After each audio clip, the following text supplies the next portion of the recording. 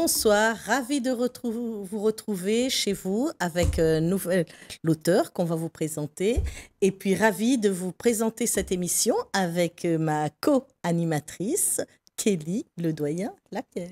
Bonsoir à toutes. Et oui, je suis ravie et enchantée de vous retrouver pour parler littérature, pour parler aventure livresque. Alors, aujourd'hui, nous recevons France d'Archiplanque avec Ainsi soit-il. Mais avant tout, nous allons vous parler un peu d'elle.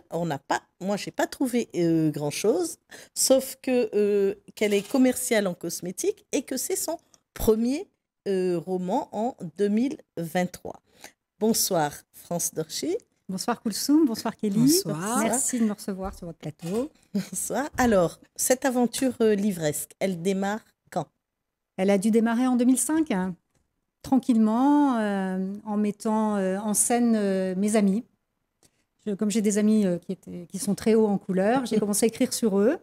Après, j'ai fait des petits chapitres. Après, je me suis dit, ce serait intéressant de les relier. Donc, j'ai commencé à les relier comme j'ai pu, avec une histoire que j'ai commencé à mettre en route. Et puis, passé la première partie qui s'appelle La Terre, je suis passée à la deuxième partie qui s'appelle Le Ciel. Le Ciel, ça a été ma perception sensible. Je m'interroge sur beaucoup de choses, tout ce qui est ésotérique, mystique, etc. Et puis, arrivé la troisième partie, je me suis dit, c'est bien, j'ai fait la première partie, la deuxième partie. Maintenant, il faut peut-être essayer de faire quelque chose. Au départ, évidemment, ça démarre avec un cadavre au cimetière de Saint-Paul, le cimetière de Saint-Paul que j'adore, où je vais promener mon chien sur la plage devant. Donc, voilà, ça a démarré très facilement avec un cadavre dans le cimetière de Saint-Paul. Passer la première partie, la deuxième partie, j'arrive à la troisième partie et là, je me dis, j'ai quand même eu un gros moment de solitude en me disant, il va falloir que tu essayes de sortir quelque chose. Tu as déjà écrit pas mal, donc j'arrive à rien. Tout ce que j'ai essayé d'écrire de manière pragmatique, je n'y suis pas arrivée. Donc j'ai laissé de côté, j'ai repris quelques mois après. Et en reprenant quelques mois après, j'avais toujours pas d'inspiration. Et là, j'ai dit, je ne lâche pas tant que l'inspiration ne vienne pas. Et c'est ce qui s'est passé, en fait. L'inspiration est arrivée d'une manière un peu spéciale. C'est comme si ça venait de l'intérieur de moi. Exact. Et là, j'ai vraiment une aventure littéraire, puisque ça a été vraiment une grande créativité, quoi. Mm-hmm. Oui, donc effectivement, quand on lit votre premier roman, on voit en fait cet ancrage assez ésotérique, cet appel vers le spirituel. Ouais. Notamment dans la deuxième partie qui s'appelle Le Ciel, il y a en fait cette référence à Deepak Chopra, oui, le livre des coïncidences. Ouais. Et puis on sent quand même je sais pas, il y a une espèce de, on est lié tout de suite avec le personnage de Loretta. On sent qu'elle va jouer un rôle assez important dans l'intrigue, tout comme Inès. Pour vous, la création, c'est forcément lié au côté spirituel. Il y a quelque chose de cet ordre-là. Je pense que n'importe qui peut créer. Après, je pense que passer à un certain niveau de créativité, je pense qu'effectivement, on est relié à quelque chose de spirituel. D'accord. Il suffit de voir les grands créateurs comme Mozart. Exactement. Enfin, je pense qu'à un moment, on est connecté à quelque chose. À quoi, je ne sais pas. Je ne sais pas si on est relié à nous-mêmes ou à quelque chose de plus haut. Mais bon. Alors, moi, je voulais vous demander le choix du genre policier. Donc, sincèrement, le choix du genre policier, c'était vraiment un hasard, parce que c'était facile de démarrer avec un cadavre. Je pouvais le mettre dans le cimetière de Saint-Paul, ce qui m'arrangeait. Et voilà. Alors, en plus, je lis jamais de policier, ou très rarement. Donc, c'est vraiment un hasard. Oui, parce qu'en fait, dans le roman, on trouve en fait ce mélange-là. On est dans le côté très trivial policier, donc un assassinat, qui a eu lieu, donc avec Mathilde Viracounin. C'est ça. Et puis après, on s'aperçoit que le côté spirituel et l'au-delà va aider finalement les enquêteurs à résoudre cette énigme, et finalement on s'aperçoit que ça nous pousse vers quelque chose de plus mystique. Oui, et puis de beaucoup plus important. Exactement. Il y a une portée philosophique. Oui, les inspecteurs sont à deux doigts de se perdre. Hein, exactement. De perdre, peut-être comme moi d'ailleurs. Non, non, vous retombez bien sur vos pieds. Mais en tout cas, on vous suit, quoi. Ouais. C'est vraiment ça. Bah, effectivement, Loretta, elle fait une initiation. Alors, une initiation avec laquelle elle est obligée de se débrouiller, puisqu'elle fait une Exactement. initiation, elle ne comprend rien. Heureusement qu'elle a son ami Hervé de Montloup qui l'aide, à comprendre par ses lectures, etc., ce qui a pu se passer. Et puis après, effectivement, c'est elle qui ressent dans ses rêves l'assassinée Mathilda.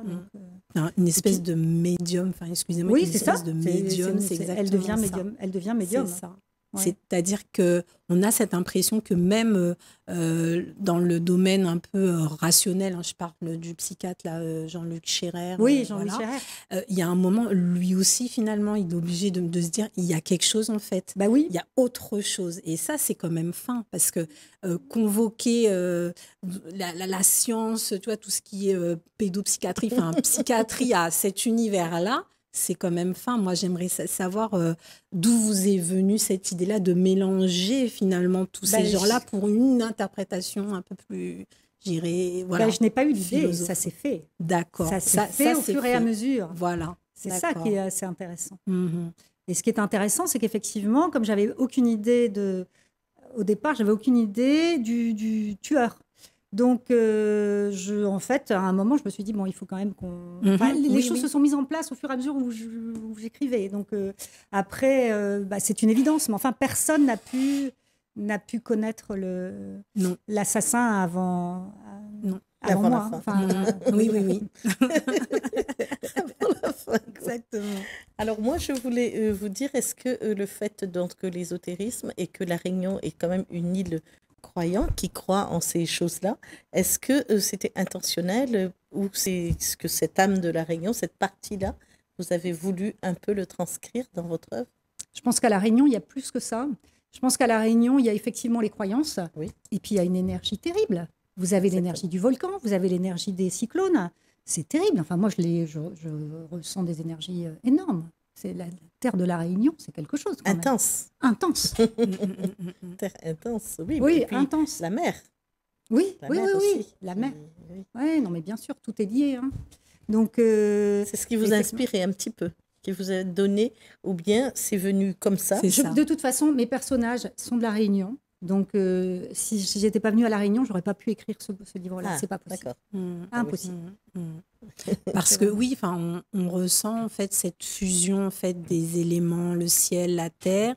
Et il y a un moment quand même, alors moi je ne sais pas, est-ce que c'est un message que vous voulez délivrer aux gens, faire attention à la terre, à un moment, la terre va reprendre ses droits, il y a un moment, il faut se repositionner, l'humain doit faire attention à ce qu'il crée ou ce qu'il ne fait pas. Est-ce qu'il y a cette intention-là ou comme vous dites, c'est venu de manière très spontanée? Non, je pense que c'est intentionnel, mais de toute façon, je pense que c'est un petit peu la conscience de tout le monde en ce moment. Quoi. Je ne suis pas avant-gardiste là-dessus. Je pense que vraiment, on est maintenant, vous voyez, les jeunes sont beaucoup plus axés sur l'écologie, que nous l'étions, nous, à leur âge. Hein. On est en train de passer un cap, je pense. Donc, ouais, c'est très prégnant en fait dans le. Et puis avec tout ce qui se passe en ce moment dans le monde, on voit que il y a des énergies très fortes. Donc, je pense qu'il faut se repositionner. Oui, c'est ça. Ouais. Il y a vraiment ce message-là en fait dans le bouquin. Oui.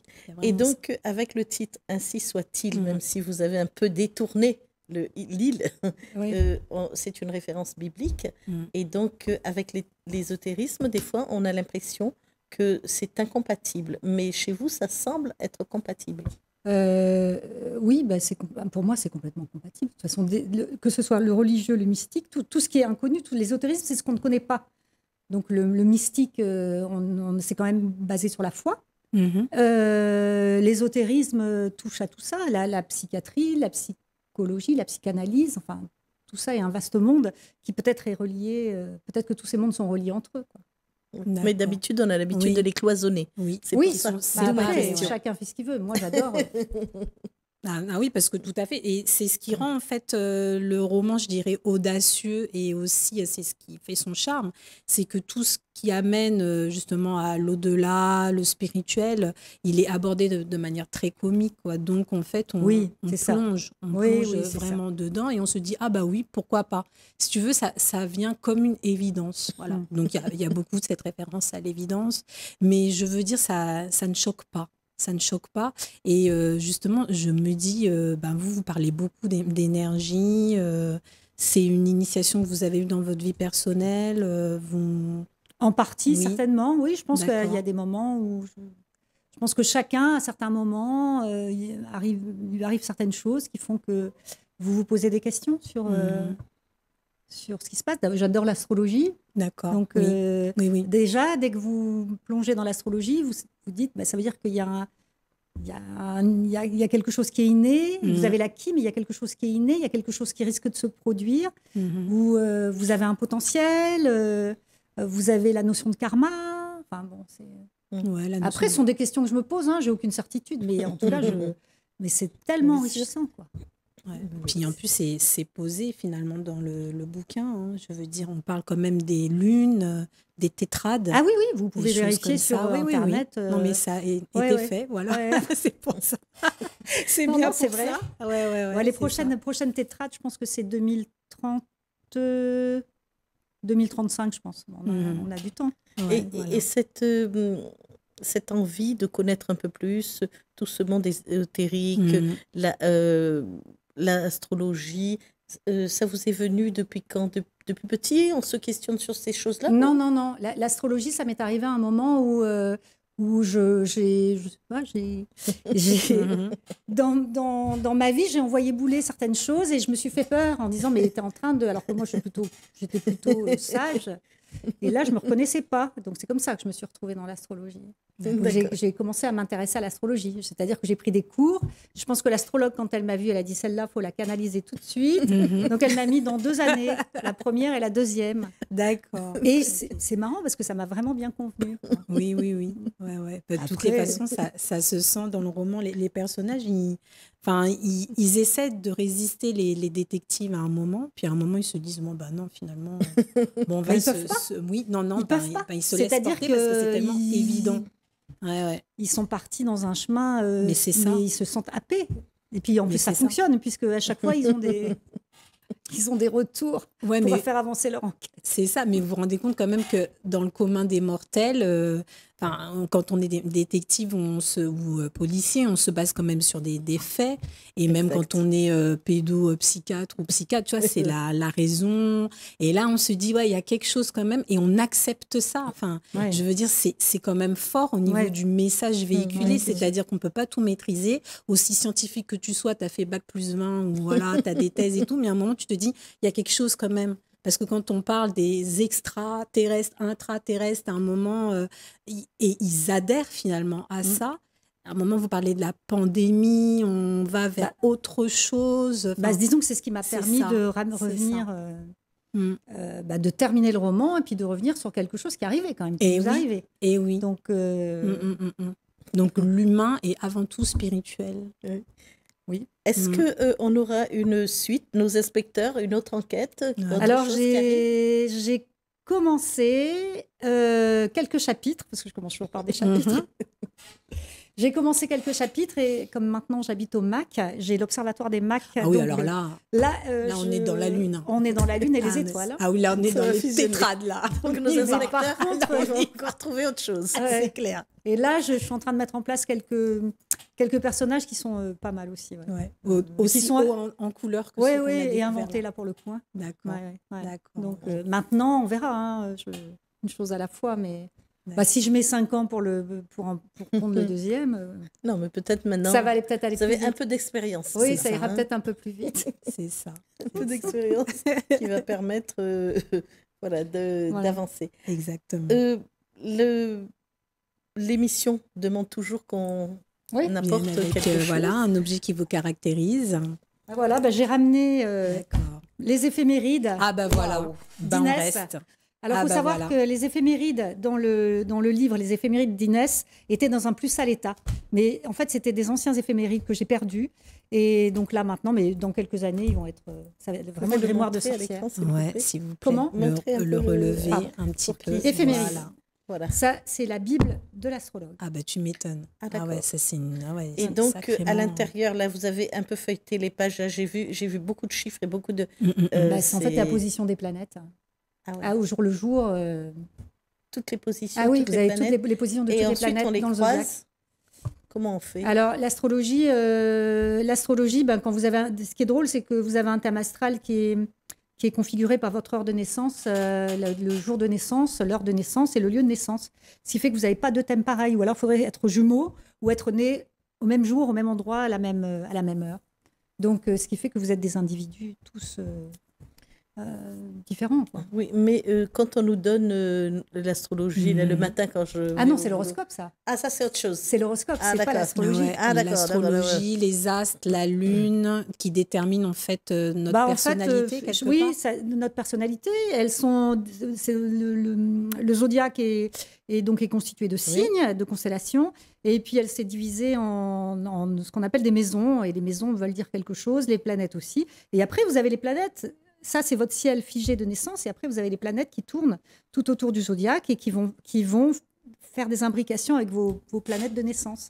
Et c'est ça qui va permettre à certains moments où, si jamais vous êtes seul, de rencontrer quelqu'un, ou il faut adhérer à l'astrologie. Ou si vous avez un problème dans votre boulot, de déclencher quelque chose. Mais alors, tout est déjà écrit, non, c'est un potentiel. C'est un potentiel. Il ne faut pas dire tout est écrit parce que ça fait peur. C'est exactement ce que j'allais dire. Non, il y a des gens qui ont des très très beaux potentiels qui n'en font rien. Il y a des gens qui ont des thèmes qui sont plus difficiles et qui font beaucoup de choses. Ça dépend. Après, ça dépend de l'éducation, ça dépend où on est né. On n'est pas égaux. Oui. Ça, on le savait. D'accord. Donc en fait, si je comprends bien, dès le départ, on a un gros vivier de plein de choses. Et après, ça dépend ce qu'on en fait. Enfin, c'est pas oui, ça dépend ce qu'on en fait. C'est intéressant parce que de temps en temps, vous avez des personnes qui ne savent pas ce pourquoi elles sont faites et ça peut aider. Ça peut aider, ou des gens qui sont un peu bloqués. De toute façon, il faut toujours être positif. Hein. C'est pas la peine d'induire du négatif. Hein, mais vous, comment vous en servez? C'est ça. Alors moi, je m'en sers parce que comme j'ai un classeur comme ça de thèmes astrologiques, à l'époque où je le faisais comme ça. Hein, et donc, quand je regarde les transits, justement, si on me dit, tiens, est-ce que tu peux regarder mon thème, je regarde le thème, je regarde les transits. Donc, je regarde les transits à 2023, par exemple. Ah, mais moi, tous ces chiffres... Oui, mais moi aussi, j'ai affolée quand je l'ai vu. Rédit l'annuaire. C'est facile, par exemple. On est quelle date, là? On est le 16. Ouais. Le 16, vous savez que vous avez le soleil à 22 degrés de la balance, que Mercure est à 19 degrés de la balance aussi, Vénus dans la Vierge, vous savez. Oui, mais c'est chinois ça pour nous. Oui. Après, il faut le traduire. Après, vous le mettez sur votre thème et vous regardez les effets, comment je veux dire, les concordances. Les concordances, voilà, avec votre thème natal. Alors ça, c'est intéressant parce que moi, je suis du signe de la Vierge et j'ai entendu Vénus est dans la Vierge. Ouais. Oula, moi aussi, je suis dans la Vierge. Hein, donc, je ne sais pas, c'est un truc particulier. Non, parce que ça dépend où est votre Vénus natale. Ah, voilà, mon Vénus natale. Ouais. D'accord. Je vous le dirai, si vous voulez vous me donner, je vous le dirai. Ah oui, moi, j'aimerais bien, c'est intéressant. Mais par contre, vous m'épargnez tous ces chiffres. Moi, je ne supporte mais pas les chiffres. C'est vraiment le grimoire de l'astrologue. Ah ouais, d'accord. Alors, vos prochaines actualités, parce que le temps court. Vos prochaines cabinet d'astrologie. On vous voit où? On trouve où votre livre? Le livre, il est dans les librairies principales de La Réunion. Certaines librairies sont en rupture, mais elles ont recommandé. Voilà.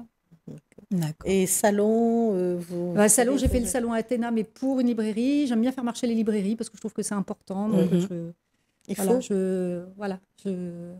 quand elle me convoque pour une séance de dédicace, j'y vais. D'accord. Non, mais vous avez raison, parce que ils en ont besoin. Ouais, exactement. Alors là, comme c'est un roman policier, il y a une nouvelle librairie qui s'est ouverte sur Saint-Paul. Je vais aller le voir. De Théroude, qu'on salue. Je ne suis pas encore passée, mais je vais y aller. Oui, j'ai vu ça. Et donc, il a quasiment tous les policiers de La Réunion. Et il en écrit aussi. Ah Eh ben bien, si, il faut qu'ils il y a prennent pas- le il y a vôtre pas- quand il y a même. pas- il y a pas de raison. Ah oui, Non, c'est non, un il y a pas de raison, policier, Mais c'est bien. ésotéro-policier. Oui, et c'est bien qu'on Ouais. ait une librairie spécialiste. On en avait des Oui. spécialistes en BD, Oui, on c'est n'en avait vrai. pas encore. Mais Et pas en polar. voilà. Et il manquait Ouais. celui-là. Et puis C'est clair. nous voilà avec Exactement. un nouveau qui arrive. Voilà. Donc là, on arrive à la fin. À la fin, Donc effectivement, de je ne sais pas notre si vous avez émission. un message ou si les astres ont un message pour nous. Sinon, ben, on vous remercie et on vous attend Ben, pour c'est le moi qui vous prochain. remercie. D'accord, bon, ben, très bien. Ben, alors, sur ces belles paroles ésotériques, on se retrouve très prochainement pour d'autres aventures littéraires. Bonne soirée à toutes.